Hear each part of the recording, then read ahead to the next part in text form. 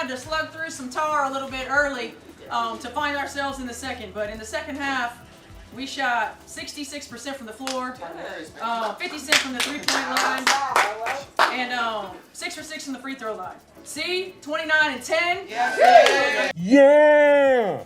Caitlin Clark, the real MVP, not just of the Indiana Fever, of the entire league. Caitlin Clark, the GOAT, the real motherfucking MVP, put on a show versus Paige Beckers and the Dallas Wings. Points per game, 7th in the league in scoring.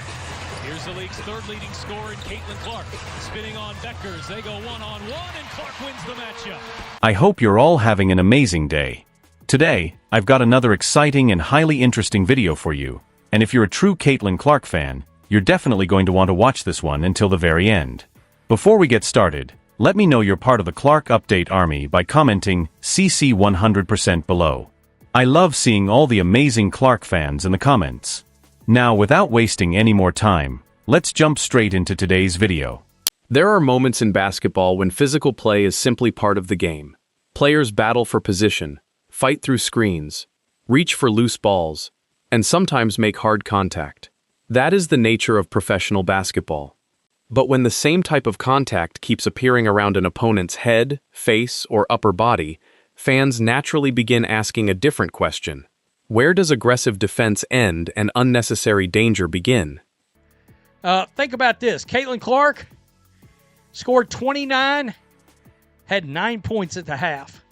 So that tells you she dropped 20 in this game in the second half. So let's start right here. Sophie Cunningham. Let's check it out right here. The pass out to Soph, way downtown. Boom. Knocked it down. That question has once again surrounded DJ Carrington after a series of controversial moments that have quickly become a major talking point among WNBA fans. What makes this situation so interesting is that it is not based on one isolated play. Instead, several incidents have happened within a relatively short period, creating a much larger conversation about physicality, player safety, officiating, and accountability.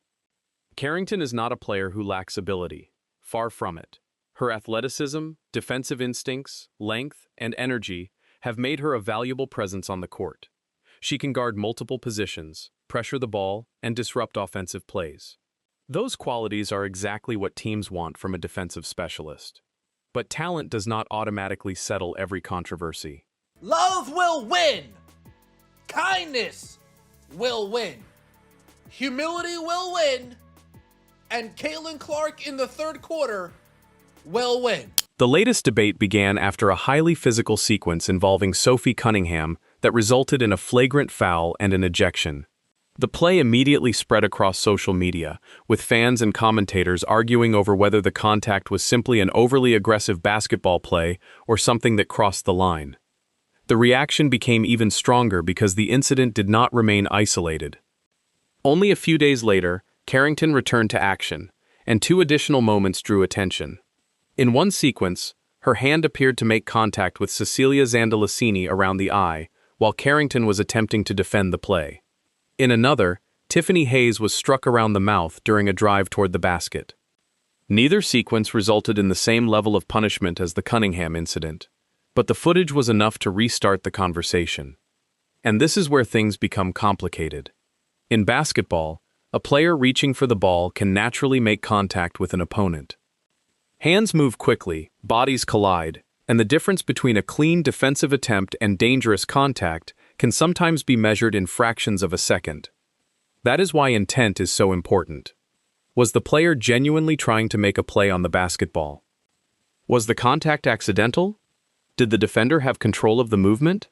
Or did the action continue after the opportunity to make a legitimate defensive play had already disappeared? You could see their rhythm with her on the floor as well as with her off. It felt like everything was coming together before she got hurt again. As Giroux sticks another 3. Lee Giroux. Lee Giroux the other night had a season-high 18 points. Here's Boston turning the corner.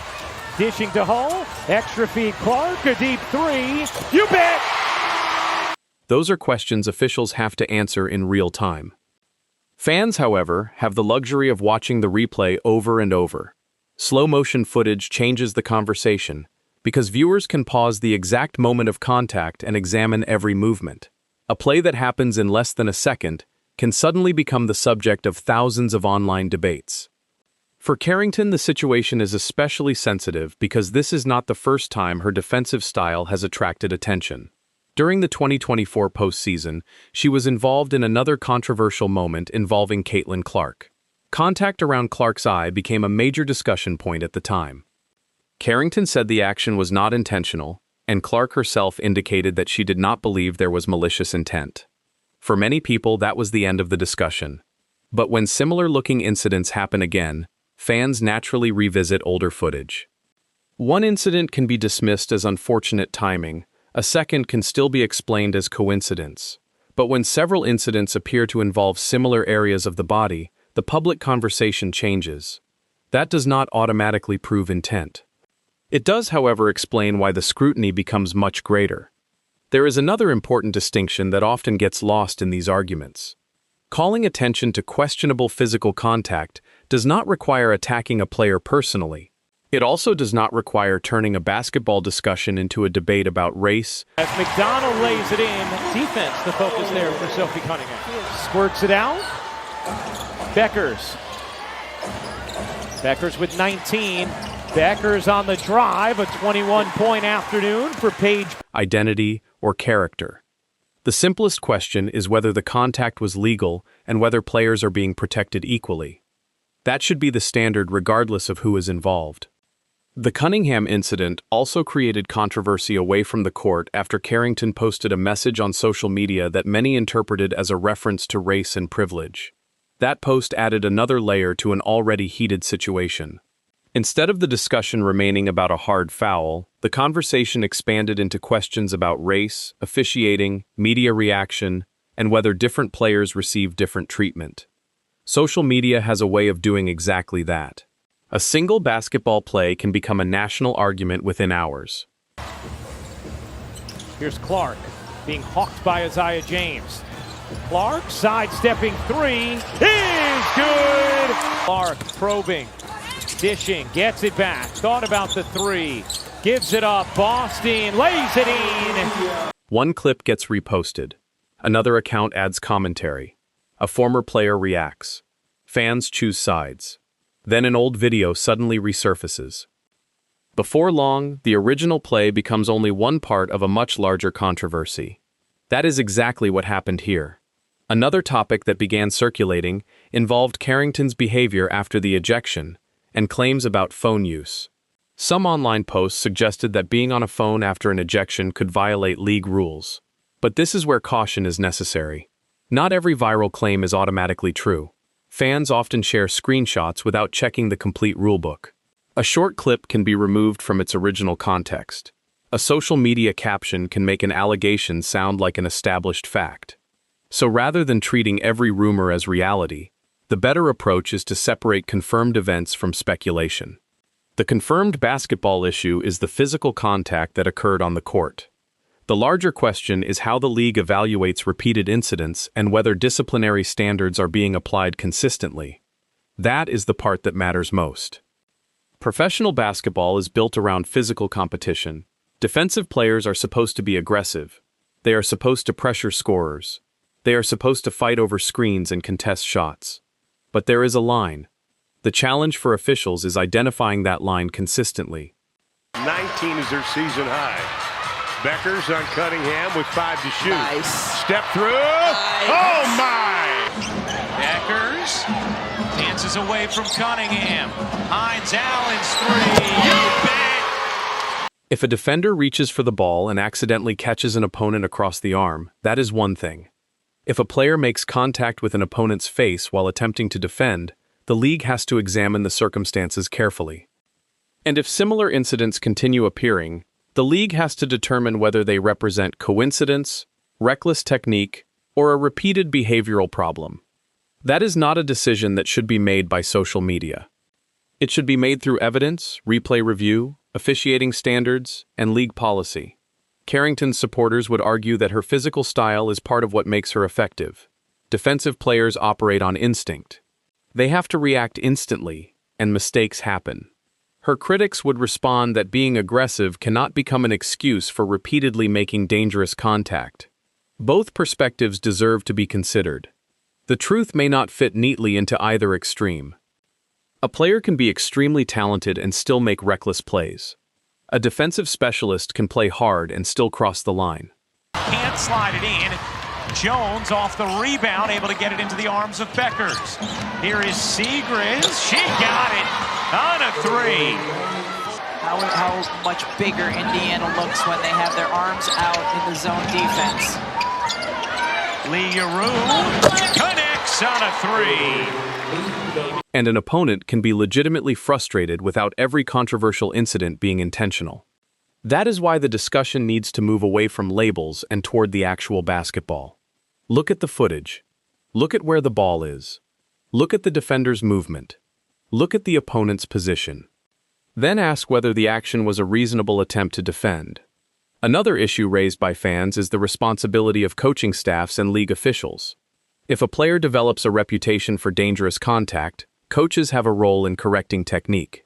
Defensive aggression can be taught without encouraging reckless movements toward an opponent's head. Officials also have a responsibility to establish a clear standard early in games. If players understand what will and will not be tolerated, the game becomes safer for everyone. That consistency matters because players should not have to wonder whether the same action will receive a common foul one night and a flagrant penalty the next. The WNBA has continued to grow, and with that growth comes greater scrutiny. More viewers are watching. More highlights are going viral. More casual fans are paying attention. And every controversial moment is being replayed thousands of times online. That means the league has an opportunity to demonstrate that player safety is not simply a slogan. When questionable contact happens, fans want explanations. When discipline is issued, they want consistency. And when no punishment is given, they want to understand why. 5 in the half. Beckers with the steal. With 2. With 1. Lets it fly. Got it! When the pressure is on them, they're just cutting back door for open shots. And that is exactly what was on the... Ultimately, the biggest issue surrounding Carrington is not whether she is a good basketball player. She clearly is. The real question is whether her aggressive defensive style is being controlled effectively enough to keep opponents safe. That is a much more reasonable conversation than simply calling someone dirty or pretending nothing happened. The upcoming games will likely determine how this story develops. If the controversial incidents stop, the conversation may eventually cool down. If similar plays continue, the pressure on officials and the league will only increase. And if another major incident happens, fans will almost certainly look back at everything that came before it. That is how reputations are built in professional sports. Not from one moment, but from patterns. For Carrington, the best response may ultimately come on the court, not through arguments online, not through social media battles, and not through public accusations. It will come from how she plays moving forward. Aggressive defense is valuable. Physicality is part of basketball. Final 8 seconds. They got to organize. Quinterly with 4. The opening. Charles James, the little left. This is an Indiana team that has very nimble on the offensive end. McDonald from the outside. Competition is what makes the sport exciting. But the strongest defenders know how to create pressure without putting opponents in unnecessary danger. That is the standard every player should be held to.